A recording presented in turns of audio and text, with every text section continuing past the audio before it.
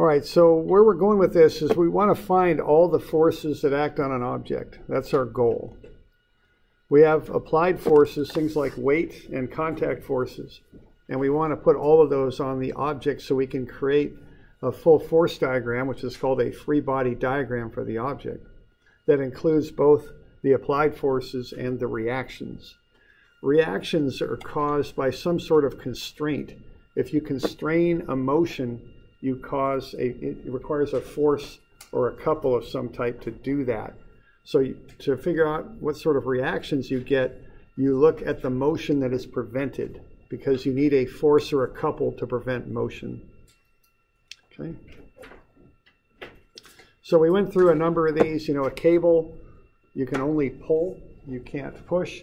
The force in the cable, it acts along the line of the cable.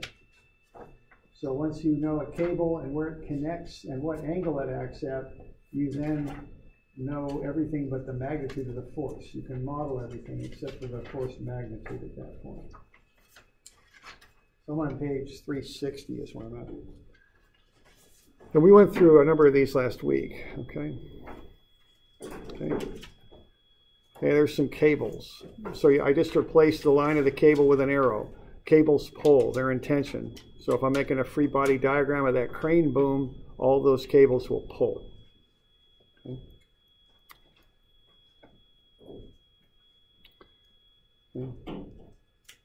Okay, a link is somewhat like a cable in that the direction of the force. It goes from one pin to the other, but a link can push or pull. It can go either direction. Okay. So there's a link, and the force goes from one bolt to the other there. Okay, that's what it does. Okay. There's also rollers and smooth surfaces and rockers. They all do the same thing. They're like a thing that rolls or slides without friction. The force then is always normal to the surface on which they slide or roll. So if that smooth handle there slides across the floor, the force is normal to the floor. Okay.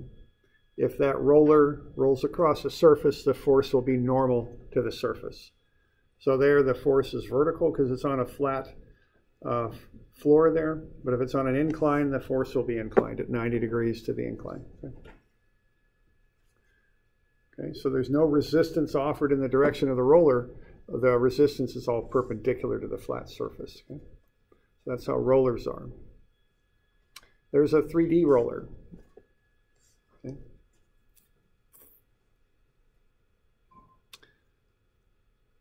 Okay. Pin joints hold an object down with a bolt or a rivet or some sort of pin through them. There's pin joints on the Salem Convention Center down at the bottom.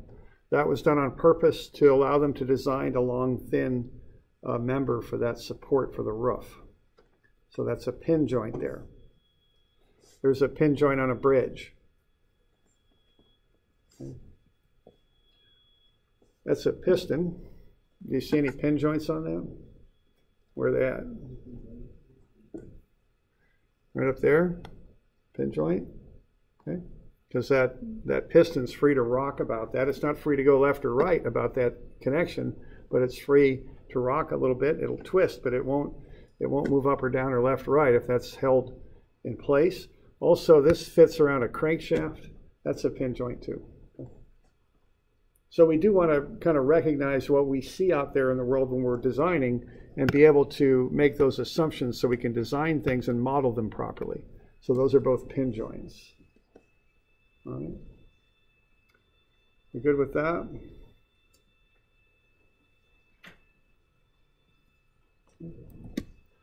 A ball joint is a three-dimensional pin joint that allows rotation in all directions. It doesn't allow motion left, right, up, down, or in and or out of the page there. There's a ball joint right there. Your hip is a ball joint. Okay. Trailer hitch is pretty much of a ball joint. There's the ball, allows rotation, that's its purpose. That fits over the ball. Okay. It won't allow motion left, right, or up, down. Okay.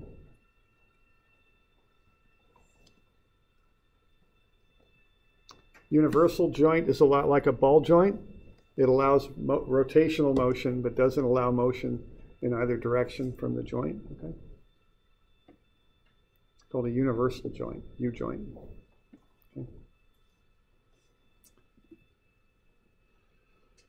Okay, fixed supports, or another word for those is cantilevers. Fixed support is completely locked in. 2 force reactions and also a moment reaction. So not only does it not allow the object to move left, right, or up, down, it also doesn't allow the object to twist. To do that, you've got to bolt the thing in, as you see there.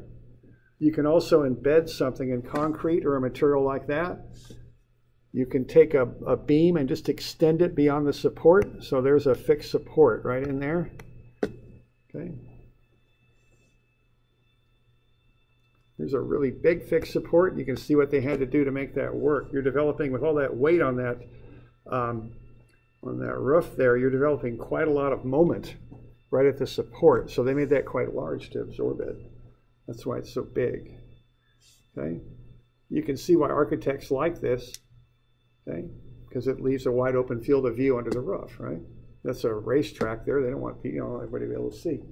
But you can see what the engineers got to go through to make that happen, right? Okay, so you gotta put a lot of material in there to keep that thing from failing. Okay. All right. So let's drop some Freebody diagrams on page 370. What I have are sketches. What I normally do is just take the sketch I've got and turn it into a Freebody diagram. Now, the one thing I would caution you on this is don't think too much. There's just simple rules, just apply them. You do your more deeper thinking when you start solving the problem. When you drop the Freebody diagram, I kind of turn that editor off a little bit. Okay? So what I want to do is identify the constraints on this thing and also the body forces and just apply them. Okay? So for instance, I've got a 110-pound weight. That just goes right there. Okay, that's all there is to it. The weight of the bracket is applied at the center of gravity, typically marked with G, meaning center of gravity. That's 40 pounds. Okay. What's that joint at the top? What do you call that? Right up top at A? Pin joint, right? So that won't allow motion left, right, or up, down. So all I do is I just go up, down. It needs a force to prevent that motion. Left, right. It needs a force to prevent that motion. That's as deep as I'm thinking about that. Okay.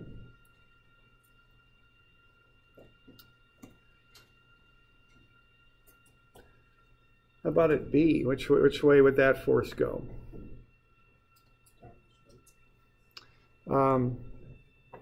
Okay, we're assuming a frictionless roller. So why don't you get the force sketched on there? What sort of force would be exerted on the roller? That's what we want. We want a free body diagram of the bracket. Okay. So if that roller is there, see, it can roll down the ramp, right? It can roll up the ramp. There's nothing to prevent that on that connection. Now, there's other stuff on the full object that prevent that, but the connection itself does not prevent motion up or down the ramp. What the connection does is prevent motion like that, right? Okay, so I'd call that RB. R means reaction in this case. Okay. So there's a free body diagram of that object, of the bracket. And that's how I think about that. I don't look at it really globally. I just look at each connection and where the weights are applied. That's what I look at. I'll do my deeper thinking when I start solving it. Okay? Now, so we good with that? We got any questions on that bit? Is RB, is that the force of the surface acting on the roller? Yes. And so that wouldn't be called normal force? It's a normal force, yeah. You could, what you call it is somewhat arbitrary. Okay. In my mind, it's RB, and I know it's normal to the surface. Okay. You know, I guess I'd call it RBN or something if I wanted to, but it's just notation. It's not that big of a deal. Right. Okay. Now, which way do you think RAX would act in reality on that object? Right, left? What do you think? My guess is when I run the numbers, it's actually going to be doing that, okay? Because what's going to happen, those weights are going to make that thing rotate clockwise, is what they're going to try and do. And that pin's going to have to prevent that. It's going to pull it back to accomplish that. But there's no problem with me showing it to the right as I did. All that'll happen when I run the numbers is I'll get a negative number for RAX. That's all that will happen. So that's not a problem to make a bad assumption like I'm doing, as long as you're on the right line, okay? That's a horizontal force. If I draw it horizontal right, horizontal left, it's all good. No problems. Now, I can't make RAX do this. That will lead me to incorrect answers, okay? I've got to have it on the right line, but I can assume either direction on the line, okay? Because, you know, on the more complicated ones, you don't really know which way they're acting, okay? Now, you notice I've got an angle on RB. I want that because I need that number to solve this, because my next step, my purpose in doing this is to be able to find those reactive forces.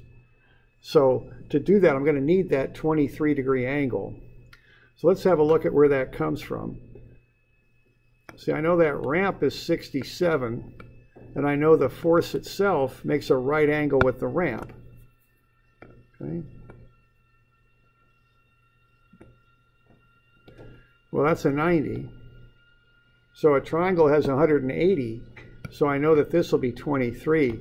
So it's 180 minus the 90 for the right angle that the force makes with the ramp, minus the 67.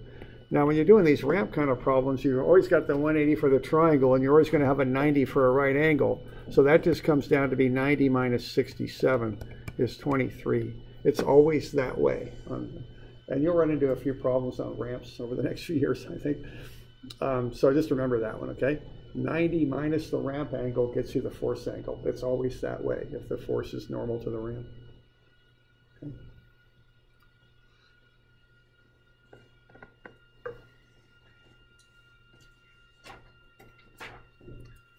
So we're doing all right with that?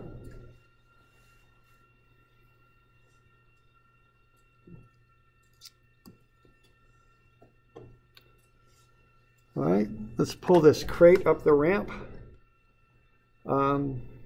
What do we got going on there? Include friction. The mass of the crate is 70 kilograms. Let's get it. Why don't you take just a couple minutes to get a free body diagram of the crate.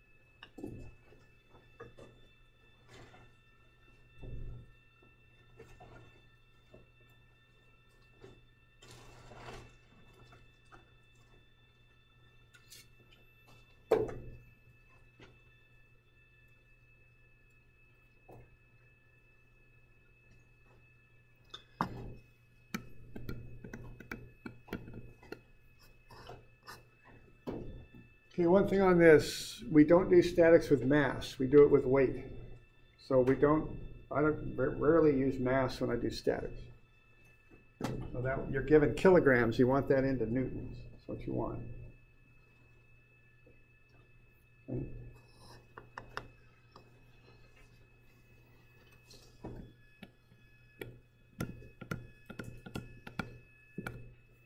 So that's going to act down, right? Weight always acts straight down. on account of gravity. What else do we got on this thing?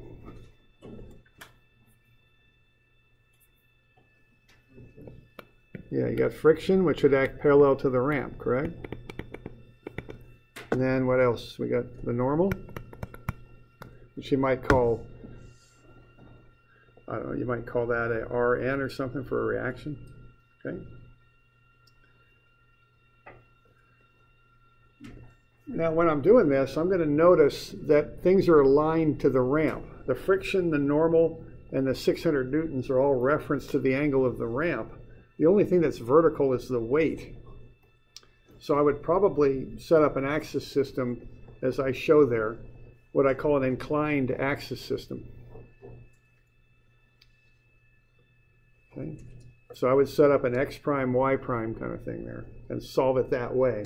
That would probably be the simplest way to solve this problem, because a lot of the variables are on that inclined axis.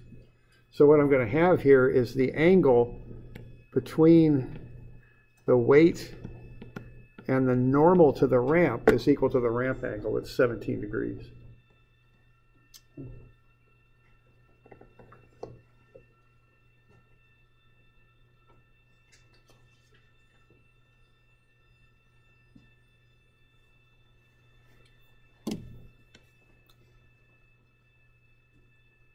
So are we doing all right with that?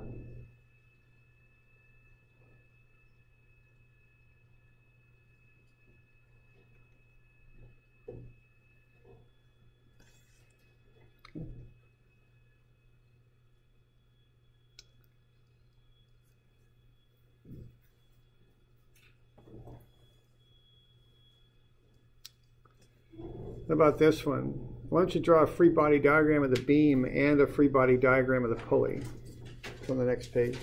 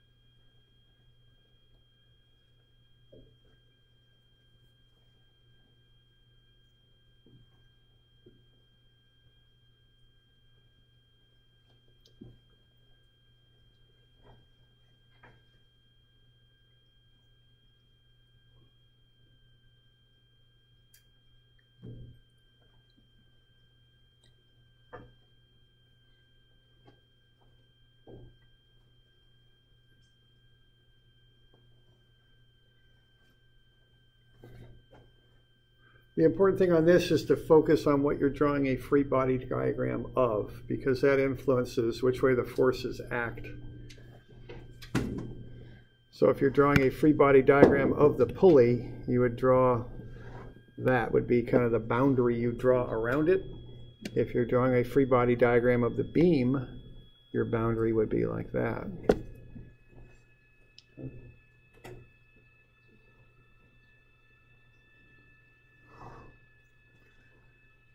So it's helpful sometimes to actually draw the boundary around things, because that helps you to see what we call the contact forces, the things that apply a force because of some sort of physical contact with the object.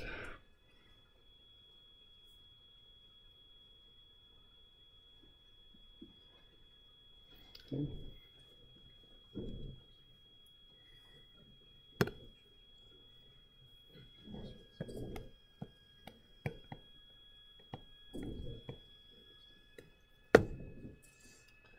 I'll put the weight at the center of gravity, okay? That's where that goes. And then which way the cable's going to go for the beam?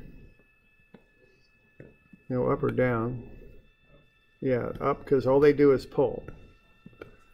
and which way they're going to go for the pulley. And down, okay? So which way those cables exert a force depends on what you're looking at, what your free body diagram is. And then you're going to have this force here too. All right? So it is important to identify what it is you're drawing a free body diagram of. I went ahead and did the trig on that. It's 33.7 degrees for the angle. You do want to have those angles in there to, you know, because you need those to do the solution.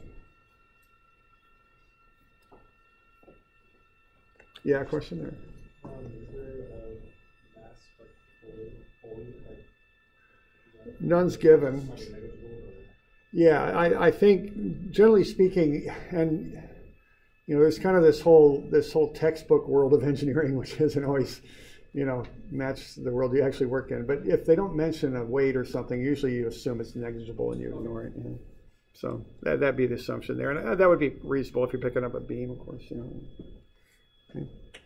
The other thing to remember about this stuff is all we're doing is modeling things. You know, there's no exact answers out there. You're just you make your best models and then you design on it. And generally speaking, the more confidence you have in your model, the lower the safety factor. And that's how it works when you start working. It's not like you always have these perfect, you know, solutions to things. So we often make assumptions like that. I'm not going to worry about the pulley, you know, stuff like that. Very common. Okay. How about this one? We're going to have a lever. We have a fulcrum there. That's what you call that little, this thing down here. Notice it's rounded. We're assuming friction 0. Draw a free body diagram of the lever, the long thin rod. Now the thing to focus on this one is the direction of the forces.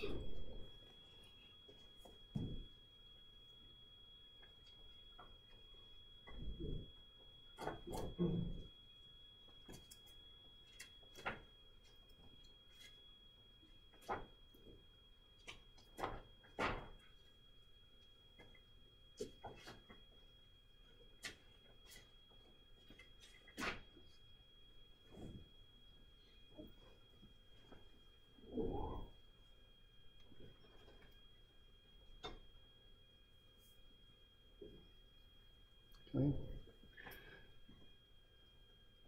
Now the general rule on this stuff, when you have smooth surfaces, is the forces are exerted normal to the flat surface. That's the general rule.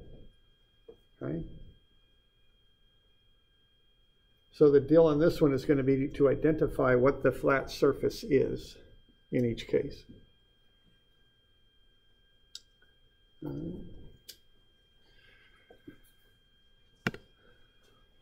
And see, it changes. Here it's the board, but on the fulcrum, the flat surface is the lever, the rod. Okay, so the forces will be normal to those two lines that I just drew. You would want to pay some attention to which way they're going. I mean, again, you can make errors on direction as long as you have the proper line. But if I'm drawing a free body diagram of the rod, the lever, which way does this force act, up or down? Okay, what's happening to the rod? You want to know, what is the board doing to the rod? It's down, okay? The rod is, and it's quite often, you know, common, it's always, the rod's obviously prying up, but we're interested in what's happening to the rod. Not what the rod's doing, but what's being done to it, might be the way to say it. And so I would assume that this would be like that, okay? So what angle would we have right there?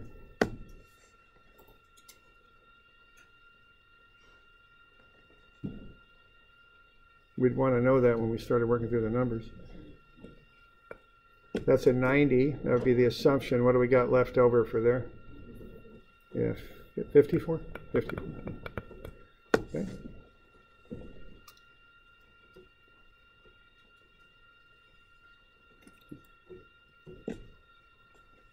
So that looks something like that, okay?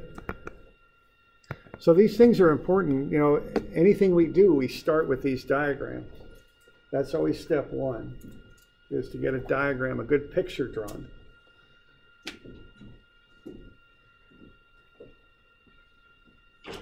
And there's a professor over at OSU that just retired last year. He'd been working for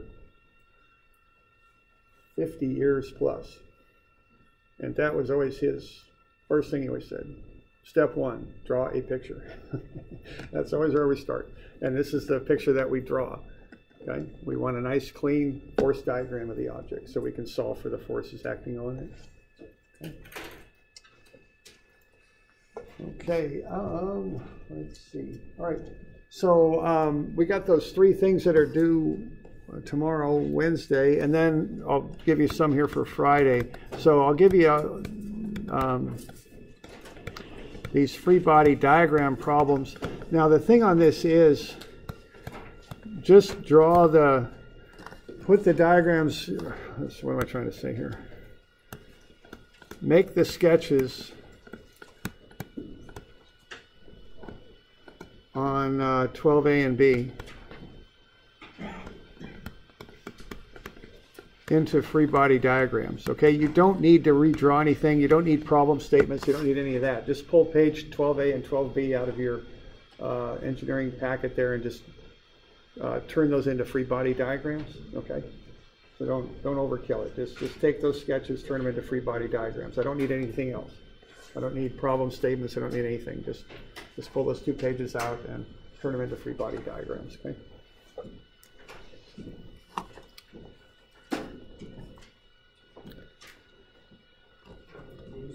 Let's do Friday. Thanks.